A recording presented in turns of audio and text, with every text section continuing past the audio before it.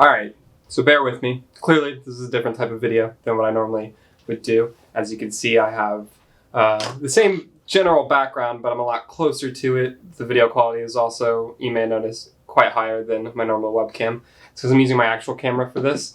I want to do more videos like this using this camera, this format. This video might be a little tilted. I don't know, we're going to see what I can do in post-production to kind of straighten that out, because the tripod that I'm using as of right now is a pretty old one. It's not great. I have a new one coming in the mail, so that'll be really cool. I've recently got this shotgun microphone that I'm using on my camera now, which is the reason that I want to record more videos like this. But yeah, so that's what I'm doing. Also bear with me, I know that my face is in some pretty heavy shadow and that I don't have fantastic lighting in here, both of which the hat is because of my hair, which is ridiculous, so we're just rolling with it for now. The hat is going to be here for the foreseeable future.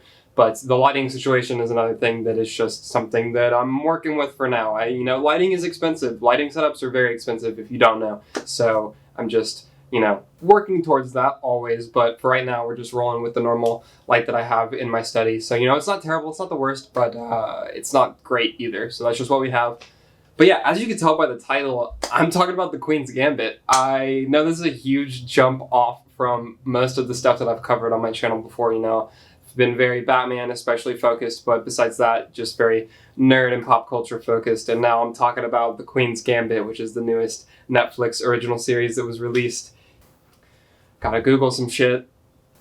So The Queen's Gambit is directed by Scott Frank, created by Scott Frank and Alan Scott. It's starring Anya Taylor-Joy is the lead. It's basically her show, right? Which is, I need to look actually before I put my phone away. Cinematography is by Steven Maitzler. I don't know how to say his name. Sorry for butchering that. It's the cinematographer for the show. Ooh, one more thing. The Queen's Gambit soundtrack was written by Carlos Rafael Riviera. So yeah, that Googling and information out of the way. The Queen's Gambit is a new Netflix drama series starring Anya Taylor-Joy. She plays Elizabeth Harmon, who is an orphaned chess prodigy, and the series follows her extraordinary life, the first 20 some odd years of her life. And it is a hell of a series. It's so good. One, it's a limited series, so it's 7 episodes. It's not like season 1, season 2, whatever, that this is the series, which I like. I like self-contained stories. I like individual series, and it's so good. One, it does a really good job of pulling you in and investing you in the characters super early on. So the first scene is with Anya, and it's 1967 or 68, I think. And you see her waking up. She's obviously very hungover. You see her grab some pills, take a drink. She's obviously late for something. She goes down, and it's this chess match that she's going to, right? She's facing this very intimidating looking opponent. And then the show cuts to, I think it's 17 some odd years later or something. Maybe not 17 years. It's not 17 years later, but it's 10 years earlier or something like that. And it cuts, and it's now Elizabeth as a child, and you see her in the accident that orphans her, and you see her go to this orphanage. And so the first episode is mainly following Beth as a child, and so you really are pulled in with her emotionally because you see what she's going through at this orphanage. This is where she also acquires an addiction to these pills that the orphanage gives all the little girls, because this is the 50s at this point. This is late 40s, early 50s, I believe. And they're giving them these pills for whenever they go to sleep and stuff. And the pills are, I looked it up, it's not, the pill in the show is not a real pill. It's based on what is likely this pill that was around in the 50s and 60s that eventually kind of turned into Valium. So it's a fake pill in the show, but it's based on real stuff, basically. And so whenever she takes these pills at night, and she also encounters this janitor that works at the orphanage, and he plays chess. And so she acquires this fascination for chess, and so she starts and wants to start playing, and she also discovers that combined with playing chess and then taking these pills at night, she can envision the chessboard on the ceiling above her. She's really just a prodigy when it comes to chess. She's incredible. And so it's really, really intriguing and really investing seeing her develop these skills super early on, because we obviously know, we can see how skilled she is at chess. And so watching those skills grow and develop is really, really cool.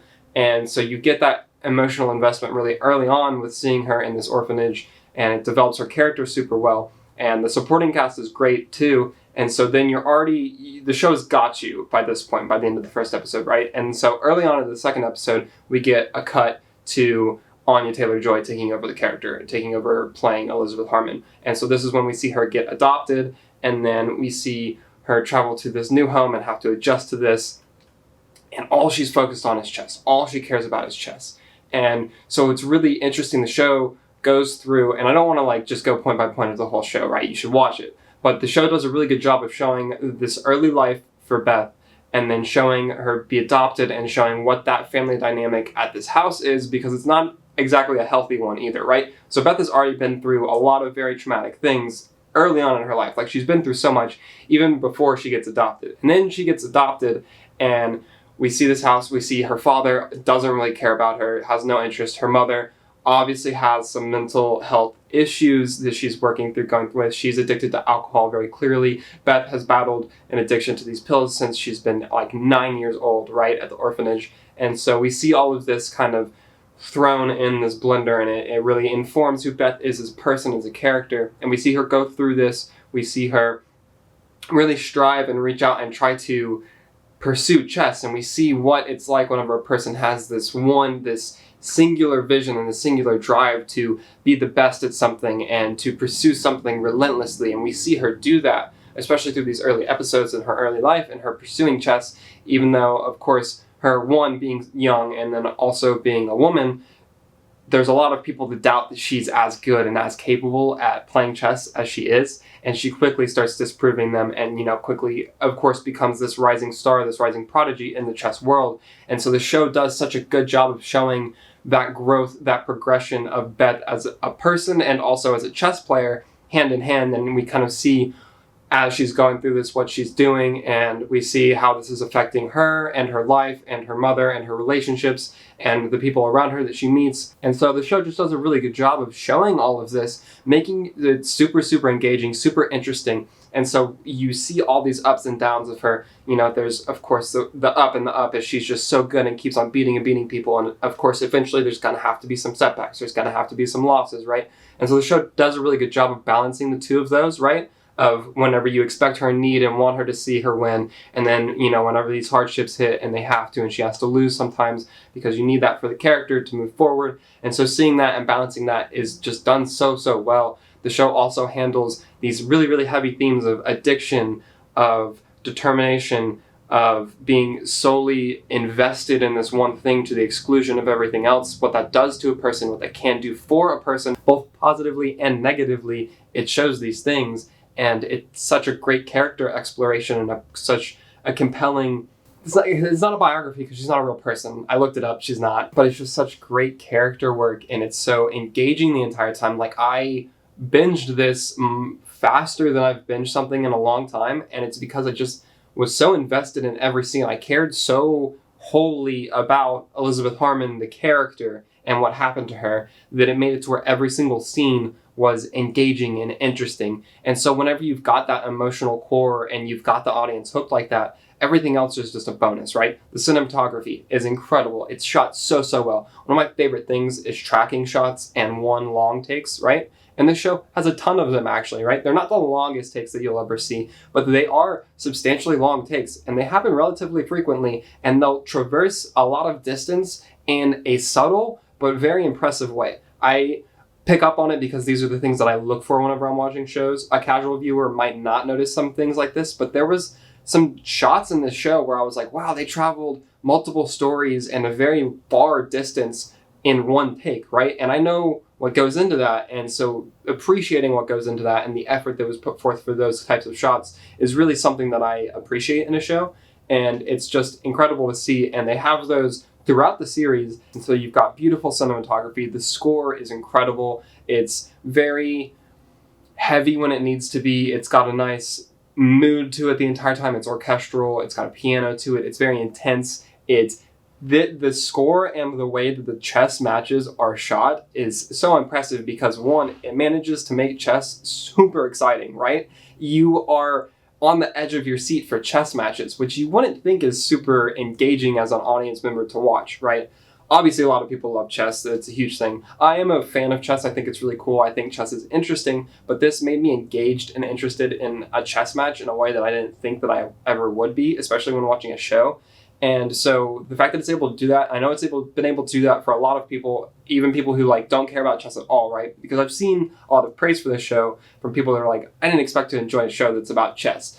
And it's because the thing is, like, while it is about chess, sort of, it's also not. It's about Elizabeth Harmon and her journey and her experiences, and we get that through her career in the chess world, and that is one of the avenues that we're able to explore this character and these arcs and these themes, is just by way of chess, because that's what her career path was. And so yeah, it just makes chess super exciting, super engaging. Like, I'm very much like, oh my god, what are they going to do next, even if I don't fully understand what's happening. But that's another thing that the show does really well, is that it does a good job of mixing exposition and explaining chess rules and how chess works, right? To where, in like layman's terms, so you're not completely confused about what's happening at a given time. You always generally know what's going on, and you might be able to pick up on some specific details for chess moves. And so it does a good job of balancing what you need to know versus explaining too much. So there's a good balance there. And I don't know. I don't want to rant, or I don't want to go on forever about this show, but there really are just so many positives here for me. The cinematography, the music, the performances, the supporting cast is phenomenal. Literally all of them. All of them are great. Beth's mom, her adoptive father, even though his role is sort of small, is fantastic. Her childhood friend is incredible. The chess players, the multiple chess players that she faces off against and meets and becomes friends with also throughout, are just stunning. The production and set design the set design and costume design are so good. I love period anything. Like, if you set a film or a TV show or anything in a time period that's not current, I'll eat it up. I love other things because it really gives your costume department, your set department, production, everything a real chance to shine and show what they can do, and they do a phenomenal job with it for this show. The sets are all amazing, the costumes are all great, the shot is great, and yeah, of course, I have to also talk about Anya Taylor-Joy. She is incredible in this. I'm a huge fan of her. If you follow me on Twitter, you'll know that I'm a big fan. I have been for a long time. I think she is one of the best actresses working today, and I think she is going to be one of the biggest actresses of our generation. She's already working herself up to that point. Like, she's already getting these more high profile roles and really showing that, but for years she's been showcasing how extremely talented she is. This show is really a tour de force of her proving that and showing her acting prowess. I think this is her best performance to date, and a big part of that, of course, is because it's her longest performance to date. This is basically, it's not a full 7 hours for her, because the first episode had the child actress that was playing young Beth. But, she gets like 6.5 episodes that are completely her, and it's her show, essentially. And she carries it tenfold. She does an incredible job. She's full range of everything. You see her struggling with addiction, depression, anxiety, success, fame, being a prodigy, going through all these different things, loss, happiness, joy. Like, you see her, she hits everything. There's also so many incredibly nuanced moments in the performance that she's able to bring forth and capture during the chess matches that really are just so good and so strong. And I can't praise her enough. I can't praise the show enough. It was so good. I loved all of it. Yeah, I don't want to go on for too much longer because I don't want to get into specific plot spoilers and things like that. But the show is incredible. As you can tell, I just can't stop gushing about it. It's great. Please watch it if you haven't. Consider watching it. If it's not even on your radar, give the trailer a watch maybe. I don't know. I didn't see anything for the show before I watched it. I'd seen maybe a poster, but Anya Taylor-Joy is one of those actresses that I will watch all of her projects. So that's why I went into it for this, and I really loved it. I think it's a 10 out of 10, top to bottom. I think it's fantastic. It's, like I said, 7 episodes. It's a limited series, so it's not like it's a huge commitment. It's 7 hours.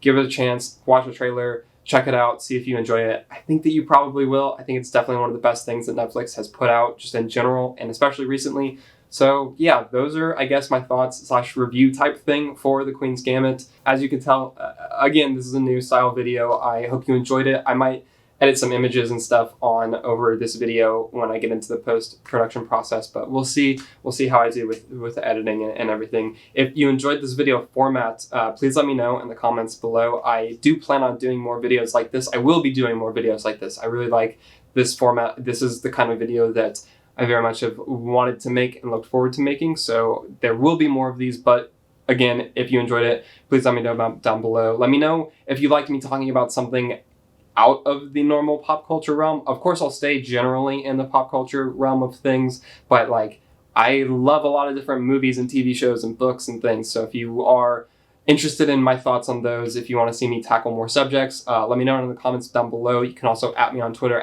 @BatmanFiles. If you don't follow me on Twitter already @BatmanFiles, please be sure to do that. You can follow me on Instagram actually @BatmanFiles with 2 T's. I'm posting on that account again. I'm posting some original photography, some cool shots that I take in photo mode for different video games. We've got the next generation of consoles coming up, which I will be making some videos on the PS5 and subsequent games releasing on there. But yeah, so I'm active on Instagram and again now posting screenshots and stuff from photo mode. There'll be a lot more there, so be sure to follow me there on Instagram @BatmanFiles with 2 T's if you haven't already. If you made it this far, thank you so much for watching. If you enjoyed the videos, please be sure to leave a like down below. I really appreciate it and it really helps me out. And if you aren't already, please consider subscribing to the channel, turning that notification bell on. I really appreciate it. And again, it really helps me out. I'm uploading a video at least once every week, so be sure to look out for that. And I'll see you in the next one. Later.